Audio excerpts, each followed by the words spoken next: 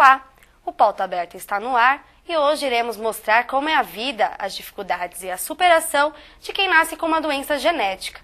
Para nos contar um pouco sua história, estamos com Luiz Eduardo Próspero, mais conhecido como Dudu. Ele é estudante de Direito e portador de mucopolissacaridose, também chamada de MPS, uma doença genética e degenerativa que ainda não tem cura. Olá, Dudu, seja bem-vindo ao nosso programa. Oi a todos, obrigado pela oportunidade. Espero que hoje eu possa contribuir com a minha história. Com certeza. Como e quando a sua família descobriram que você é portador de MPS? Na verdade, a minha mãe descobriu no meu irmão mais velho. Quando ele tinha 2 anos, ele apresentou algumas características que chamaram a atenção. Ela levou no médico. Eles não tinham ideia do que poderia ser. Fizeram um raio-x e o radiologista colocou em vermelho o favor de diagnosticar a mucopolissacaridose. Foi um choque? Como a sua família reagiu? Na verdade, eles não tinham a menor ideia do que poderia ser.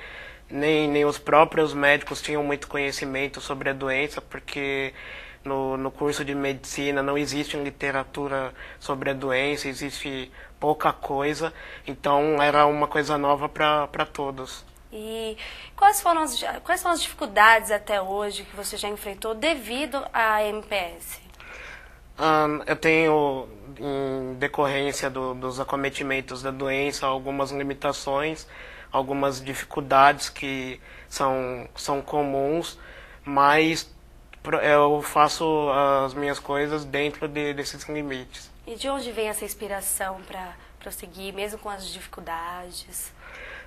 Mesmo com os médicos falando que não existia cura, não existia nem tratamento que pudesse amenizar o comprometimento da doença e que o portador dessa doença morreria cedo, o portador dessa doença ele não passa dos 10 anos de idade. Os meus pais nunca desistiram de mim, sempre procuraram extrair o que eu tinha de melhor, procurar investir no meu potencial e que eu vivesse de forma feliz e produtiva, mesmo que pouco. Existem restrições alimentares também? Não em decorrência da doença, é mais de pessoa para pessoa mesmo, o organismo da pessoa. Bom, as pessoas portadoras de MPS, elas precisam de um tratamento. Como funciona esse tratamento? Esse tratamento, o procedimento é parecido com o da quimioterapia. Nós ficamos, no caso, que assim, a MPS ela é dividida em 7 tipos. Só existe tratamento para 3 tipos dela. E cada um tem o seu procedimento. No meu caso, eu faço uma vez por semana, fico durante 4 horas recebendo a enzima que o meu corpo não produz, diluída em soro, numa velocidade toda calculada. E os portadores, como você falou desse tratamento, existe um tratamento psicológico também, além do físico, além das enzimas? Tem o tratamento psicológico, mas não são todos que fazem, até alguns não acreditarem no tratamento psicológico, outros não têm condições financeiras, mas é sempre recomendado porque acaba abalando toda a estrutura familiar e a estrutura psicológica até do próprio portador. Até a sua família recebe esse tratamento psicológico? Não, eles não, mas por um bom tempo eu passei até que a minha mãe tinha a preocupação da aceitação da doença, a questão do preconceito, de como as pessoas veriam essa situação e como eu responderia a essa situação, ao preconceito e assim, foi mais para garantir mesmo a saúde psicológica. Você já sofreu algum tipo de preconceito por conta da MPS? Já, vários. Querendo ou não, as características da doença são perceptíveis, as pessoas notam, as pessoas comentam. Aí eu até falo que existe 2 tipos de pessoas. Aquelas que veem que você é diferente, mas te tratam também diferente. Tratam até com um certo desprezo ou com uma superioridade. E tem aquelas que também têm apenas curiosidade chegam, perguntam, conversam, e depois que você explica o que é, te trata normal, faz amizade. Então tem diversos tipos de pessoas. Os portadores de MPS, eles podem ter filhos?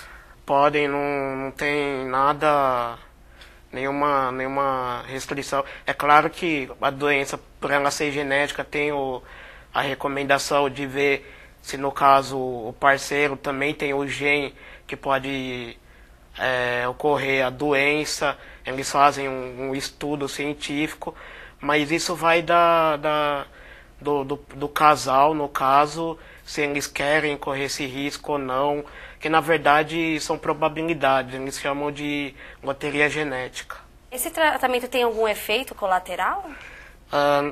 Tem algumas pessoas que já tiveram, eu no caso, graças a Deus, nunca tive, mas vai de acordo com o organismo de cada pessoa e da resposta que ela tem ao tratamento. E como vocês conseguem esse tipo de tratamento? Como funciona? O portador tem a suspeita, ele chega até o médico que cuida dele, o responsável pelo acompanhamento dele. Diagnosticado a doença, eles pedem a ajuda da associação, orientação para a família. Se for o tipo que tem tratamento, nós fazemos o pedido administrativo, seja via Estado ou via União. Esse pedido ele sempre é negado em decorrência do custo do tratamento, e com essa negativa nós somos obrigados a entrar com ação judicial para obrigar o governo a comprar esse medicamento. Vamos ver agora uma matéria com a nossa repórter Vanessa Morim, que esteve no Instituto de Genética e Erros Natos do Metabolismo, localizado em São Paulo.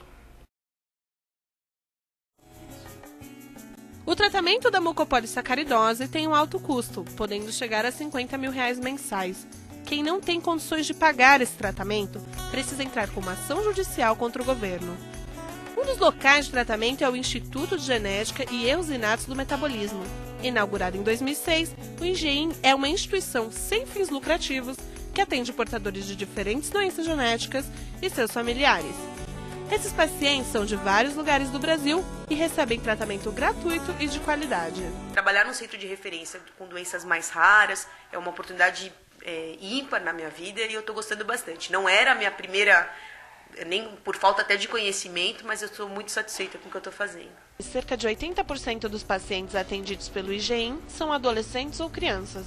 O número de atendimentos aumentou 190% entre 2005 e 2006, de 1.630 para 4.724 atendimentos. E o volume de exames triplicou no período, de 1.400 em 2005 para um total de 5.639 em 2006. E aí começaram a surgir os tratamentos, que são as terapias que a gente faz, né, de reposição da enzima, que são endovenosas, e eu precisava de um espaço onde esses pacientes pudessem tomar medicação. Então, por conta disso, motivados por isso, a gente criou uma ONG, que é o MOCIP hoje, que é o Instituto de Genética e Erro Inato do Metabolismo. Então, aqui é uma parceria entre nós, né, e a Universidade Federal de São Paulo. Eu tenho funcionários que são mantidos pelo Hospital São Paulo, tenho funcionários que são mantidos pelo próprio Instituto, mas eu tenho todo o apoio do hospital. Então, eu tenho ambulância se eu precisar encaminhar meu paciente para o hospital, eu só atendo os pacientes do Hospital São Paulo, né, só os pacientes da rede pública.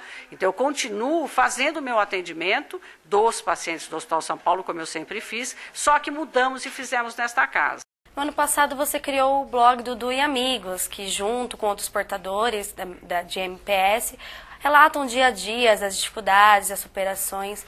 De onde partiu essa ideia? De onde veio essa ideia? Na verdade, como eu fui sempre participativo na associação, eu comecei a participar dos assuntos aos 12 anos, uma conhecida nossa me presenteou com o blog, disse que queria muito que eu divulgasse a minha história, que eu compartilhasse com outras pessoas e mostrasse a superação de um portador de doença genética, que não é o fim do mundo. Existem as limitações como todo ser humano tem, mas que dá para viver dentro dessas dificuldades. E aí eu falei que então eu gostaria que outros portadores também tivessem participação, que contassem sua história. Então surgiu o blog do Dudu e Amigos. Como é ter o apoio de nomes como Bianca Rinaldi, Jairzinho, no caso do projeto do blog?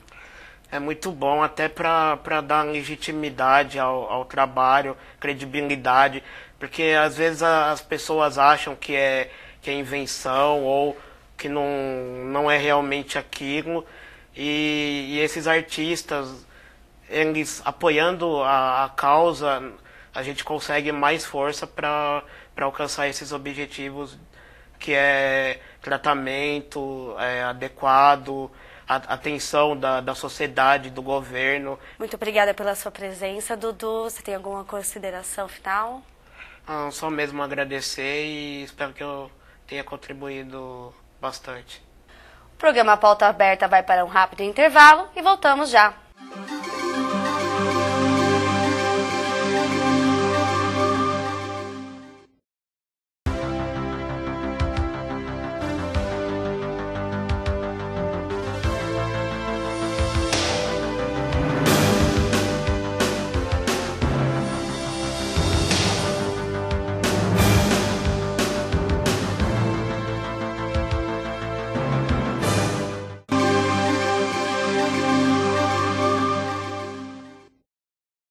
Olá, o programa Pauta Aberta começa agora. Hoje falaremos sobre blogueiros, pessoas que usam os boletins virtuais, os chamados blogs, como ferramenta de trabalho ou lazer. Para entendermos melhor o assunto, convidamos Marcelo Costa, que é jornalista e tem um blog chamado Calmantes com Champanhe, e é editor do site sobre cultura pop, Screen in L.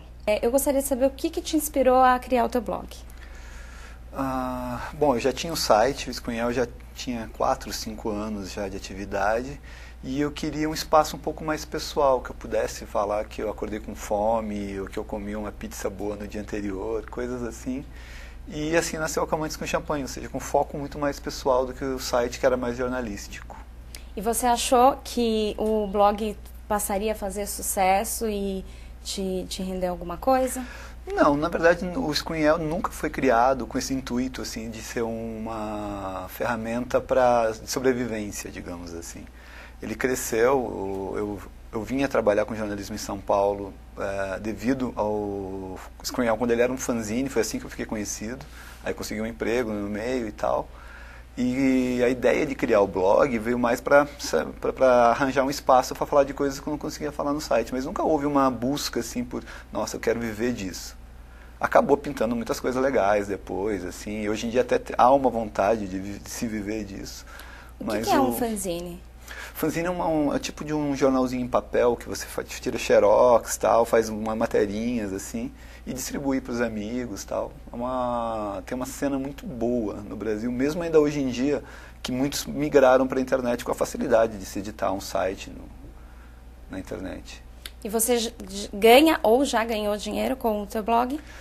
Assim, com o blog às vezes as pessoas pedem algumas coisas para colocar no blog, fazer algumas coisinhas ali, mas mais com o site. Sempre pintam uma campanha, umas agências me procuram para fazer alguma ação, assim, muito mais no site do que no blog, exatamente pelo blog ter um viés muito mais pessoal. Então acho que eles preferem mais o site, que tem um viés mais jornalístico, em que eu consigo colocar, muito embora eu sempre misture os dois, eu gosto de não delimitar nenhuma das duas áreas. E teve um ponto em que você falou, nesse momento eu consigo ter ganhos com o blog, com o site? Já teve alguns momentos já em que eu pensei nisso, mas é uma coisa muito complicada, porque nós jornalistas, a gente não tem muito esse viés de vender, sabe? A gente quer fazer matéria, a gente quer escrever, e essa coisa de publicidade, você ter um contador, por exemplo, já é uma coisa mais complicada. Então essa parte da negociação entre você passar a escrever matérias e querer vendê-las, querer vender um espaço em que elas estão, é um pouquinho mais complicado. Assim. Eu ainda apanho um pouco, assim. Mas tenho vários amigos que têm blog, que ganham dinheiro com blog, que eu acho até que é possível que o Screen venha a ser um blog assim. E muitos blogs utilizam de publicidade para conseguir renda, né? No teu blog não tem publicidade. Tem algum motivo especial para isso? Assim, tem algumas publicidades, tem alguns textos pagos, algumas coisas que eu sempre deixo explicado, alguns publi-editorial que eles pedem, que algumas agências me procuram, mas é mais assim por falta de procura de agências mesmo. Se tivesse, não teria problema nenhum. Desde que não agredisse a publicidade não agredisse o conteúdo, tudo bem para mim. Então, na verdade, existem blogs que fazem a publicidade com os links, né? E Isso. que tem os textos pagos também. Então, você é a favor do texto pago e também faz no teu blog? Desde que ele seja claro. Assim, desde como você abre um jornal e vê um informe publicitário, escrito que é um informe publicitário, que não seja uma coisa que pareça que é você que está escrevendo, sabe? Acho que é legal eles usarem o meu blog. Eu acho legal quando uma marca quer usar o meu blog para atingir certas pessoas. Eu me sinto até lisonjeado. Mas isso tem que ter uma fronteirazinha que não agrida o conteúdo. E o que muda na abordagem de um conteúdo feito para um site e um conteúdo feito para um blog? Depende muito. Quando eu comecei a trabalhar com internet, 10, 11 anos atrás, sites era uma coisa maior, era tipo um jornal. Um site era um jornal e o blog, quando surgiu, era tipo uma ferramentazinha que você falava da sua vida, assim. Hoje em dia, o conceito de blog já ampliou. Hoje muita gente fala assim, poxa, eu entrei no seu blog, eu fico sem saber se é calmantes com champanhe ou se é o escunhel. Porque as pessoas confundem muito isso hoje. Para mim, a definição básica é que o site é uma coisa mais jornalística, uma coisa que eu não vou permitir ter textos em primeira pessoa, é uma coisa mesmo de apuração e tal. Enquanto no blog eu posso falar, olha, eu gostei muito desse disco, o site é voltado à cultura pop, então eu escrevo no escunhel, no site, eu escrevo a minha opinião, balizo ela, enquanto no blog eu posso escrever, olha, eu gostei muito desse disco, ouçam aqui e tal. Ou seja, é uma coisa mais pessoal, o blog é muito mais pessoal. Uhum. E falando um pouco para os telespectadores, quais aspectos você acha importante para ter um blog de sucesso? Poxa, não sei, sinceramente eu não sei. Eu não sei até hoje o que as pessoas viram no escunhel, assim. Ele é muito elogiado, ele está entre os maiores sites de cultura pop independente do país. Nós temos uma votação de melhores do ano em que o pessoal da Veja, da Folha de São Paulo, do Estado, da Rolling Stone, todo mundo participa para eleger os melhores discos do ano, ou seja, que é uma votação que já virou referência. E eu não sei de onde veio isso, acho que é você ser honesto, sempre. E existe alguma diferença de um blog amador para um blog profissional? Textos, não sei, assim, acho que blog é blog, acho que tem que passar alguma informação. A informação vai desde sair agora para almoçar, ou tipo, estão bombardeando a casa do lado e muito tempo depois você vai descobrir que a casa do lado era a casa do Bin Laden, sabe? Então acho que a informação é básica, você pode colher essa informação de qualquer maneira. E você toma algum cuidado para deixar o seu blog com cara assim, profissional e não de amador? Sim, mas é uma maneira assim, é um cuidado pessoal meu de não querer ter um português errado ou de ter boas imagens, mas isso é uma coisa minha, assim. Não que alguém que tenha blog, por exemplo, que escreva um português errado seja errado também. Acho que é uma maneira de se expressar. Você acha, então, que a língua portuguesa não é o primeiro plano para ter um bom blog? Não, se ele conseguir passar uma informação decente, uma coisa interessante, acho bacana. Eu não consigo ler, sabe? De repente, se o cara me manda um texto, ou se eu leio, o cara fala, cara, eu escrevo no meu blog, como eu recebo muitas ofertas, assim. Cara, eu queria escrever no escunhel, dá uma olhada no meu blog. Eu entro no blog dele, na terceira linha, tá cheio de erro de português, eu falo, não, vou ter muito trabalho em editar isso. Então eu deixo de lado. Mas acho que não é impedimento, não. E você acredita que dá para viver só de blogueiro? Sim, existem muitos amigos meus que vivem. E é um passo, acho que é um mercado que a própria publicidade brasileira está descobrindo. Nos Estados Unidos e na Europa isso é muito mais forte do que aqui. Aqui a internet ainda não vingou como um meio de publicidade. Assim, a própria publicidade ainda não está sabendo lidar com a internet, mas já existem muitas ações feitas exatamente com blogueiros, e acho que é um mercado a se expandir. E você acha que as redes sociais, elas competem com o blog ou elas ajudam o blog? Ajudam, sem dúvida. Você precisa hoje em dia, por exemplo, eu faço um post no meu blog, eu tweeto, eu coloco no Facebook. Isso aumenta definitivamente o meu público. Mesmo porque a maioria das pessoas, antigamente todo mundo tinha RSS, então você tinha ali 40 blogs que você seguia, e quando o cara atualizava, pingava na sua caixa postal, o Marcelo Costa escreveu uma coisa na Calmantes com champanhe. Explica para o telespectador o que é o RSS. Então, RSS é essa ferramentinha, todos os blogs, a maioria dos blogs tem, você se cadastra com seu e-mail, marcelo@hotmail.com, eu quero receber mensagem, eu quero receber notícias, avisos, na verdade, avisos de que esse blog foi atualizado. Eu vou lá, atualizo, quando eu posto alguma coisa, publiquei alguma coisa, cai na caixa postal do rapaz. Ele, olha, o Marcelo Costa atualizou o blog. Aí ele vai e dá uma lida no e-mail. Às vezes vai o post inteiro para o e-mail dele. Depende muito da forma com que a própria pessoa escolhe como que seria o RSS dela. E para você hoje, a ferramenta que funciona assim são as redes sociais, o Twitter, o Facebook? Exatamente. Ainda existe, o RSS funciona. Eu tenho muitas pessoas cadastradas no RSS. Mas automaticamente muitas dessas pessoas que me seguiam via RSS, hoje elas me seguem via Twitter. Então quando eu tweeto alguma coisa, olha, escrevi de tais discos hoje, eu tweeto, o cara já vai, clica, lê a matéria, comenta, já comenta no próprio Twitter, repassa para os amigos, ou seja, é uma ferramenta que ela amplia o alcance da leitura do seu site, do seu blog. E como que você seleciona o material que vai entrar no site e no blog? Puxa, é complicado. O é o site de cultura pop, então é cinema, música, teatro, um pouquinho de quadrinhos. Eu tenho um núcleo de colaboradores que é bem sazonal. Eu tenho gente que tá há 10 anos que escreve comigo, tem gente que já escreveu no Screenel e hoje está na Folha de São Paulo, hoje está na Rolling Stone, hoje está na Veja. Então, e tem muita gente nova, tem gente que 5 anos atrás lia o Screenel e hoje em dia está escrevendo, está fazendo jornalismo e escrevendo para o site. Então mas é geralmente coisas de cultura pop no site. No blog eu permito fazer turismo, por exemplo. Eu tenho as viagens que eu faço para a Europa ou para os Estados Unidos, 20 dias de viagem, eu faço um diário de viagem, que já é um dos pontos altos do site, faz 4 anos que eu faço. E dou dicas, assim, olha gente, você está indo para a Europa, faça isso, faça aquilo, conheça esse lugar, o dólar é assim, o euro é assim. E você enfrenta algum tipo de dificuldade para postar no teu blog, Só falta de tempo. Trabalhar? Só falta de tempo. Porque escrever é uma coisa super fácil. Depois, uma das coisas legais do blog é que você, ou blog ou um site, você tendo uma coisa sua que você escreve à vontade, você escreve o quanto você quer. E isso faz com que você queira escrever mais. Nós somos jornalistas porque a gente gosta de escrever. A gente vai virar editor depois, aí vai parar de escrever, vai começar a corrigir o texto dos outros. Mas a gente começa essencialmente porque a gente gosta de escrever, a gente faz jornalismo porque a gente gosta de escrever. E o blog, o site te permite muito isso. Só que chega uma hora em que você tem trabalho, tem o blog para escrever e isso choca e diminui, o tempo diminui, né? Mas fora isso, escrever é sempre um prazer. Você que escreve todas as postagens do Calmantes com Champanhe? Do Calmantes com Champanhe são todas minhas. E como você administra esse tempo? Trabalho, blog, site? Então, escrever é uma coisa, por exemplo, antes de vir aqui para o programa, eu escrevi sobre 3 discos para o site.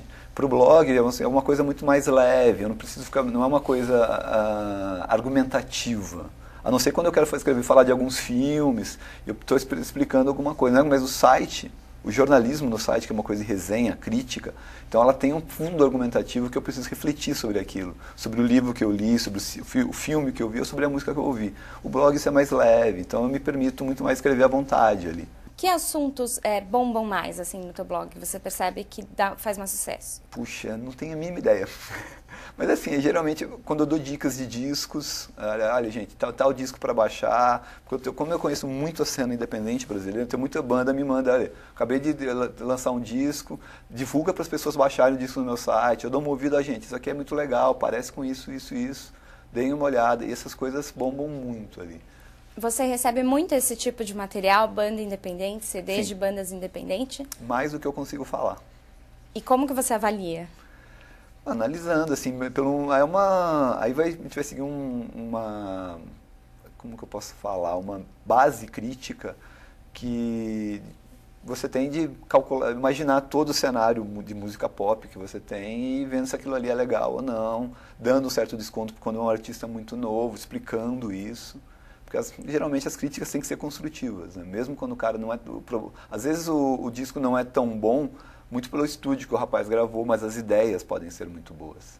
O programa Pauta Aberta termina aqui. Acabamos de conversar com Marcelo Costa sobre blogs profissionais. Até mais!